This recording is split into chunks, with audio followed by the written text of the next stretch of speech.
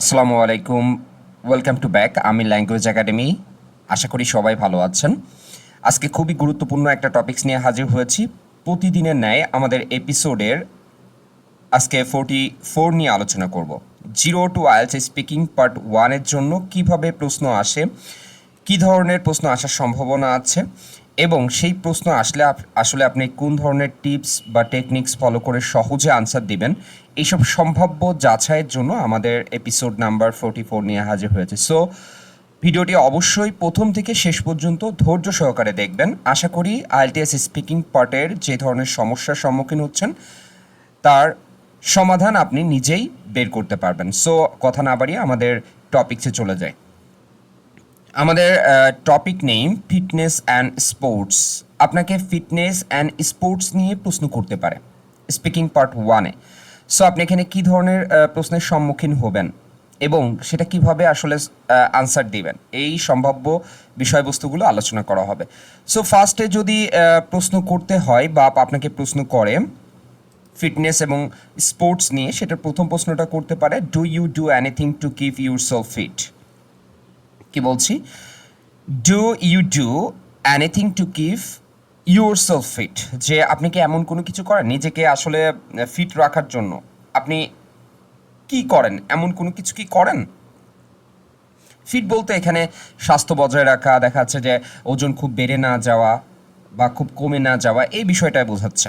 মানে এক কথায় সুস্বাস্থ্যর অধিকারী হওয়া। সেক্ষেত্রে আপনি টিপস ফলো করবেন কি? আমরা টিপসটা ফলো করব, সেই অনুসারে আনসার দেওয়ার ট্রাই করব।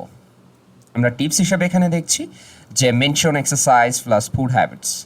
আপনি এখানে যেহেতু বলছে যে ইউর সেলফ ফিট, তার মানে আপনি সেই হিসেবে আপনার মেনশন করবেন এক্সারসাইজ এবং সেই হিসেবে আপনি ফুড হ্যাবিটসের যে বিষয়বস্তুগুলো আছে সেগুলো ইনক্লুড করার ট্রাই করবেন।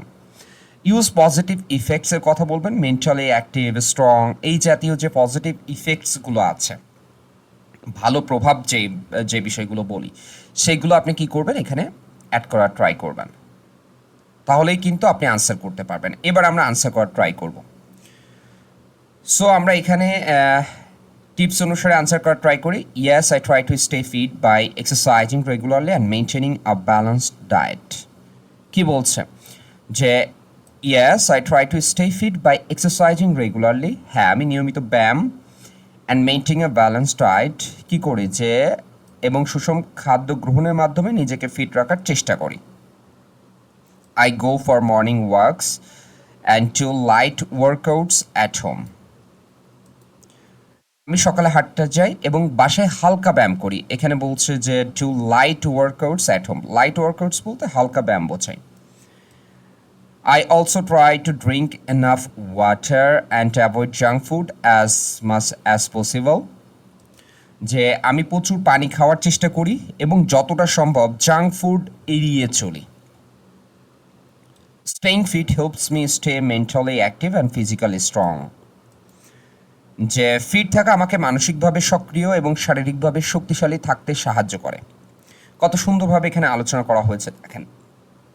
তাহলে আমরা টিপস অনুসারে কি দেখলাম, যে mention exercise and food habits, এখানে আমরা সবই উল্লেখ করলাম। Use positive effects, mentally active, strong, এই জাতীয় কথাও কিন্তু আমরা এখানে বললাম। তার মানে আপনাকে বললো যে do you do anything to keep yourself fit. আপনি জাস্ট বললেন কি yes, I try to stay fit by exercise regularly and maintaining a balanced diet.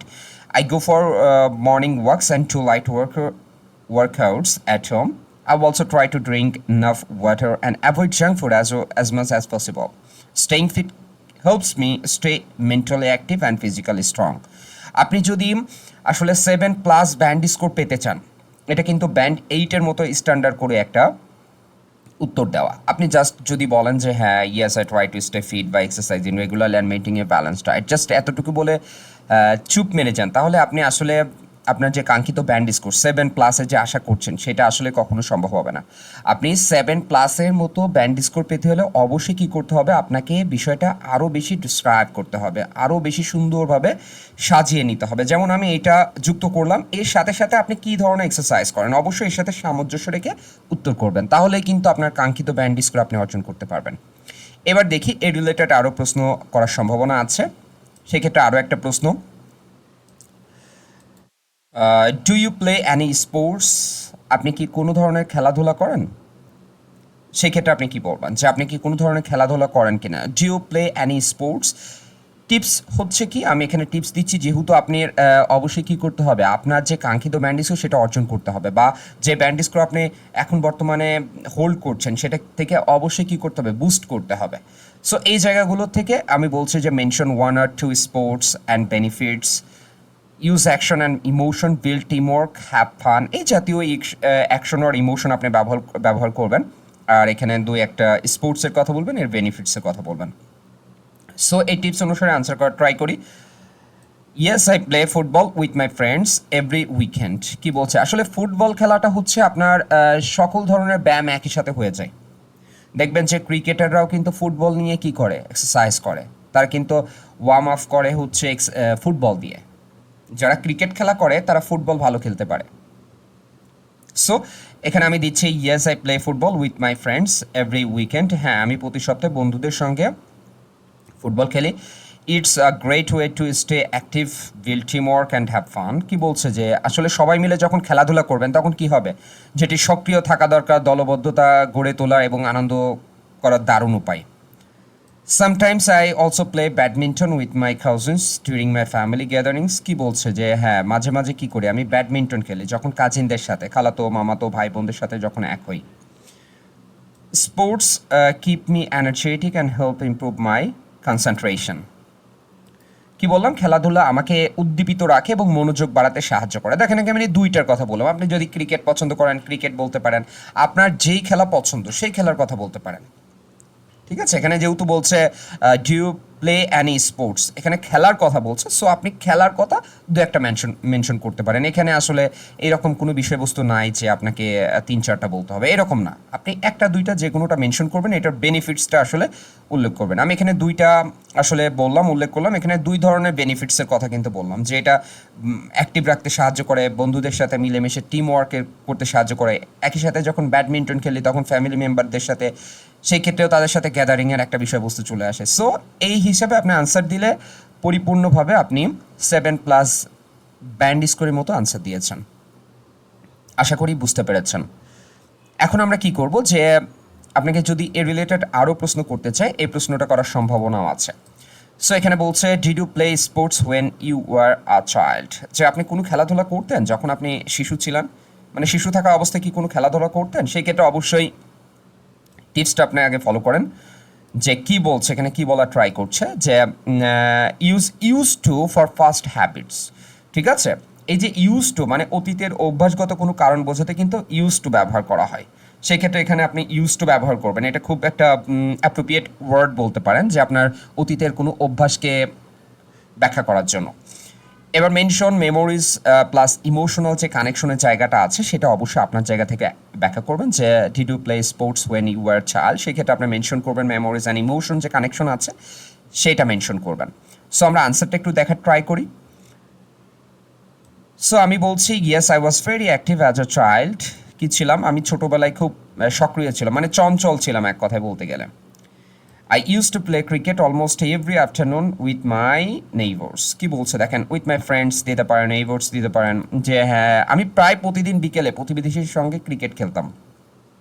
Also participated in school sports days and won a few medals. কি বলছে দেখেন, যে আমি আরও কি করতাম, যে স্কুলের খেলাধুলায় প্রতিযোগিতাতেও অংশ নিতাম এবং কয়েকটি পদকও জিতেছিলাম। Those memories are still very special to me and shaped my love for sports. কি বলছে, যে those memories are still very special to me and shaped my love for sports. যে সেই স্মৃতিগুলো এখন আমার কাছে বিশেষ এবং সেইগুলো আমাকে খেলাধুলার প্রতি আগ্রহী করে তুলেছে। যে দেখেন কি বলছে, যে আপনি কি আসলে খেলতেন কিনা, সেই ক্ষেত্রে আপনি কি বলছেন, যে yes, I was very active as a child. I used to play cricket almost every afternoon with my friends, দিতে পারেন, neighbors দিতে পারেন। Also participated in school sports days and won few medals. Those memories are still very special to me and shaped my love for sports. দেখছেন, আপনি just বললেন কি হ্যাঁ আমি খুব খেলাধুলা করতাম, এইটুকু বলে শেষ করে দিলেন। এইভাবে বললে আসলে পরিপূর্ণ আনসার হবে না। আমি বারবার একই কথা বলছি, অবশ্যই আপনাকে একটু ইলাবোরেট করতে হবে, একটু ডিসক্রাইব করতে হবে, একটু এক্সটেন্ড করতে হবে আনসারগুলো। ঠিক আছে? একটু বড় না করে বললে এর সাথে সামঞ্জস্য রেখে আসলে আপনার ব্যান্ড স্কোরকে বুস্ট করতে পারবেন না। এভাবে করলে আপনি ব্যান্ড স্কোরকে বুস্ট করতে পারবেন বলে আমি বিশ্বাস করি। সো আমরা এই টপিক্সের উপর আরও একটা প্রশ্ন আসার সম্ভাবনা আছে, মানে করার সম্ভাবনা আছে। যদি এই টপিক্সের প্রশ্ন আপনাকে করে সেটা কি হতে পারে দেখি। যে what is your favourite sport to watch, যে আপনার সব থেকে ফেভারিট স্পোর্টটা কি টু ওয়াচ, যে খেলাধুলার যে অংশটা আছে যেটা আপনার দেখতে সব থেকে ভালো লাগে, মানে কোন খেলা আপনি বেশি পছন্দ করেন। আচ্ছা, আমার জায়গায় যেহেতু বাংলাদেশের পার্সপেক্টিভে আপনি ক্রিকেটকেই বেশি মূল্যায়ন করবেন, বাংলাদেশের পার্সপেক্টিভে ক্রিকেটটা আপনার জায়গায় আপনি অবশ্যই কি করতে পারেন, যে ফুটবল দিতে পারেন, কোনো সমস্যা নেই। এখন তো লাইভ গেম থেকে শুরু করে সব কিছুই তো হয়, আমরা তো দেখতে পাই, তাই না? তো সেই ক্ষেত্রে আপনি আপনার ফেভারিট যে স্পোর্টটা আছে সেটার কথা বলতে পারেন। Describe feelings and environment, use active words, cheer, thrilling, exciting, এই জাতীয় যে অ্যাক্টিভ ওয়ার্ডসগুলো আছে আমরা যেগুলো সচরাচর বেশি ব্যবহার করে থাকি, এই জাতীয় ওয়ার্ডসগুলো আপনি ব্যবহার করবেন, তাহলে সেই ক্ষেত্রে আপনার ব্যান্ড স্কোরটা আরও একটু বুস্ট হবে। সো এই অনুসারে টিপস অনুসারে আমরা আনসার করার ট্রাই করি। আর কি বলছি, I love watching cricket specially international matches. কি বলছে দেখেন যে আমি ক্রিকেট দেখতে খুব পছন্দ করি, বিশেষ করে আন্তর্জাতিক match. The excitement, the strategy and the atmosphere in the stadium make it thrilling. কি বলছে দেখেন যে দ্য এক্সাইটমেন্ট, উত্তেজনা, দ্য স্ট্র্যাটেজি, কৌশল, অ্যান্ড দ্য অ্যাটমসফিয়ার, স্টেডিয়ামের পরিবেশ, in the stadium make it thrilling, একে দারুণ রোমাঞ্চকর করে তোলে। ঠিক আছে, কারণ টান টান উত্তেজনার যে খেলাগুলো হয়, যেমন 5 বলে আপনার বা 6 বলে আপনার 10 রান দরকার, 15 রান দরকার বা 12 রান দরকার, সেই সময় কীরকম হয়, তাই না? এরকম এক্সাইটিংয়ের যে বিষয়গুলো আছে আমরা অনেকবার এরকম সম্মুখীন হয়েছি বাংলাদেশ ক্রিকেট টিমের সাপোর্ট করার কারণে। ঠিক আছে, 1 রানও হেরেছি, এরকমও আছে। সো এটার যে ইমোশনের যে বিষয়টা আছে সেটা, ফিলিংসের যে বিষয়টা আছে সেটা অ্যাড করতে পারেন। I usually was with family and friends, and we enjoy cheering for our favorite team together. ঠিক আছে, কি বলছে, usually was with family and friends and we enjoy cheering for our favorite team together। কি বলছে যে আসলে আমি সাধারণত পরিবার বা বন্ধুদের সঙ্গে দেখি আর আমরা একসঙ্গে আমাদের প্রিয় দলের জন্য চিৎকার করে উল্লাস করি। এটা স্বাভাবিক, এটা সবাই করে, যার যার জায়গা থেকে যে টিমেরা আসলে সাপোর্ট করে সে তার জায়গা থেকে এই ধরনের উল্লাস বা চিল্লাচিল্লি এটা করে। সো আপনার জায়গা থেকে এই ধরনের কথা যদি আরও যুক্ত করেন তাহলে সেই ক্ষেত্রে আরও আপনার ব্যান্ড স্কোরকে বুস্ট করছেন আপনি। সো এটা ফিলিংসের যে বিষয়টা আছে সেটা আসলে যুক্ত করবেন। আশা করি এই প্রশ্নটা যে what is your favourite sport to watch, যে এইটার কীভাবে ব্যাখ্যা দিবেন সেটা টিপস সহ আমরা ব্যাখ্যা করার ট্রাই করলাম। এখানে আরও একটা প্রশ্ন করার সম্ভাবনা আছে, যদি আপনাকে এই ফিটনেস এবং স্পোর্টস নিয়ে প্রশ্ন করতে চাই তাহলে সেক্ষেত্রে সেই প্রশ্নটা কি হতে পারে, বলছে is fitness important in your culture, যে আসলে ফিটনেস বলতে কি বোঝায়, আপনি খুব বেশি মানে ওভার ওয়েট হবেন না, তারপর হচ্ছে আমরা কি বলতে পারি যে লেস ওয়েট আমরা বলতে পারি, মানে এমন জায়গায় যাবেন না। তাহলে is fitness important in your culture, আপনার সংস্কৃতিতে কি আসলে এটা কি দরকার? অবশ্যই অবশ্যই অবশ্যই দরকার। তাহলে কি বলছে এখানে আমরা টিপস ফলো করার ট্রাই করি একটু। কি বলছে যে becoming more common and national priority at cultural and social reference. ঠিক আছে, বিকামিং মোর কমন, আরও বেশি কি হচ্ছে, সাধারণ হয়ে যাচ্ছে, বিষয়টা অ্যাভেলেবেল হয়ে যাচ্ছে। অ্যাট ন্যাশনাল প্রায়োরিটির বিষয়টা বলবেন, অ্যাট কালচারাল বা সোশ্যাল যে রেফারেন্স আছে সেটাও আপনি ব্যবহার করার ট্রাই করবেন। সো এখানে আমরা এই অনুসারে আনসার করার ট্রাই করি। Fitness is becoming more important in my culture specially among young people. কী বলছে দেখেন যে আমার সংস্কৃতিতে ফিটনেস দিন দিন আরও গুরুত্বপূর্ণ হয়ে উঠছে, যদিও এখন পর্যন্ত গুরুত্বপূর্ণ খুব একটা না, কিন্তু আস্তে আস্তে হচ্ছে, বিশেষ করে তরুণদের মাঝে। With rising health awareness more people are going to gyms, doing yoga or joining fitness programmes. কী বলছে দেখেন যে স্বাস্থ্যের সচেতনতা বাড়ার ফলে অনেকে জিমে যাচ্ছে, যোগ ব্যায়াম করছে বা ফিটনেস প্রোগ্রামে যোগ দিচ্ছে। However, many still struggle to maintain regular habits due to busy lifestyle. তবে অনেকে ব্যস্ত জীবনের কারণে নিয়মিত অভ্যাস ধরে রাখতে পারে না। I think fitness should be national priority. আমি মনে করি যে ফিটনেস জাতীয়ভাবে গুরুত্ব পাওয়া উচিত, অবশ্যই। কারণ যেই জাতির বা মানুষজন আর কি যত বেশি ফিটনেস হবে তার আউটপুট বেশি পাওয়ার সম্ভাবনা থাকবে। আপনি যত বেশি পরিশ্রম করতে পারবেন এক কথায় আপনার আউটপুট তত বেশি আসার সম্ভাবনা থাকবে। সো এটা শুধুমাত্র যে আপনার পার্সোনাল হবে বা গ্রোথ হবে এমন কিন্তু না, এটা কিন্তু আস্তে আস্তে আপনার সোশ্যাল, আপনার হচ্ছে ন্যাশনাল, এই গ্রোথগুলো চলে আসবে কিন্তু। সো এই জায়গাটা আমার মনে হচ্ছে যে I think fitness should be a national priority. So আপনাকে প্রশ্ন করলো কি যে is fitness important in your culture? আপনি আপনার জায়গায় এখানে জাস্ট বলতে পারেন যে fitness is becoming more important in my culture, specially among young people with rising health awareness. More people are going to gyms, doing yoga, or joining fitness programs. However, many still struggle to maintain regular habits due to busy lifestyles. I think fitness should be a national priority. এভাবে answer করার try করছেন, তাহলে খুব সহজেই কিন্তু আপনার যে কাঙ্ক্ষিত ব্যান্ড স্কোর সেটা আপনি অর্জন করতে পারবেন বলে আমি বিশ্বাস করি। এইভাবে টিপস ফলো করে করে যদি আপনি আনসার করেন প্রত্যেকটা, আপনি যে কোনো জায়গা থেকে আপনার মতামত দিতে পারেন।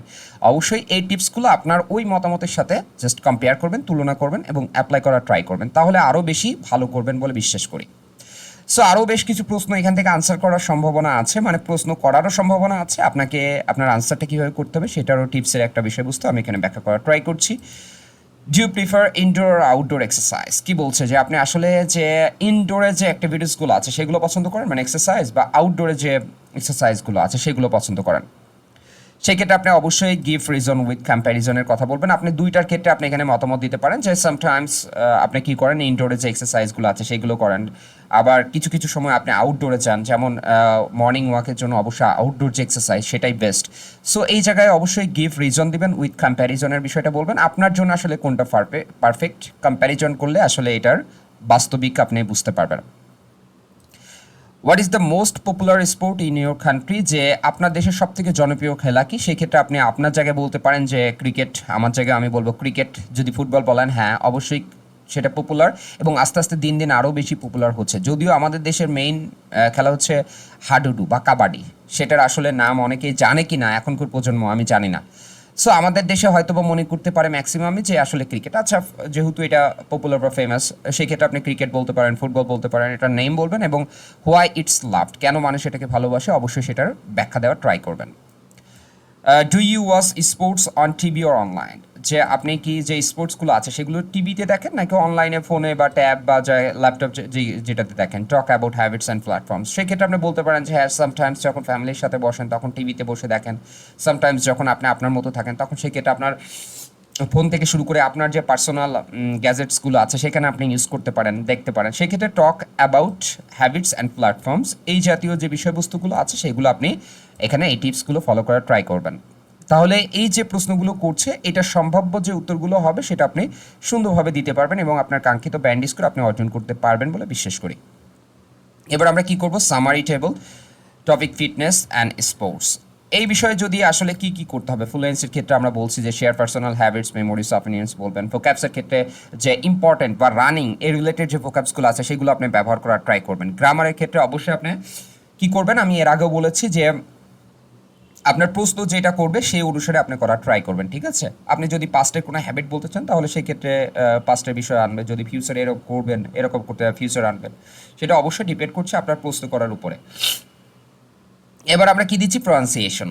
আচ্ছা, প্রনাউন্সিয়েশনের ক্ষেত্রে energetic tone for sports, calm tone for fitness habits, এই জাতীয় বিষয়টা আপস অ্যান্ড ডাউনস করে করবেন। আপনি যেই ধরনের টোন ব্যবহার করছেন, অ্যাকসেন্ট ব্যবহার করছেন, ওইটাই ব্যবহার করার ট্রাই করবেন, কিন্তু আপনার জায়গা থেকে যেন সেটা আরও বেশি ক্লিয়ার হয় এবং আরও বেশি যেন বুঝতে পারেন, সেটা যে কোনো একটা টোন ব্যবহার করবেন, অ্যাকসেন্ট ব্যবহার করবেন, যে একটাই যেন হয়, এক এক সময় এক এক রকম যেন না হয়, যে কোনোটা ব্রিটিশ, কোনোটা আমেরিকান, কোনোটা ইন্ডিয়ান, কোনোটা আপনার মতো, এরকম যেন না হয়, যেটা যে কোনো একটাকে ফলো করবেন।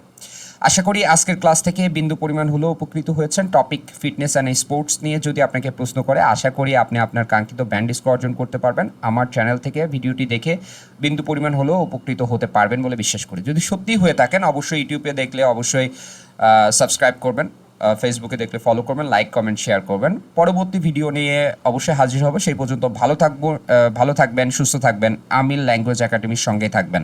আসসালামু আলাইকুম রহমতুল্লাহি ওয়া বারাকাতুহু।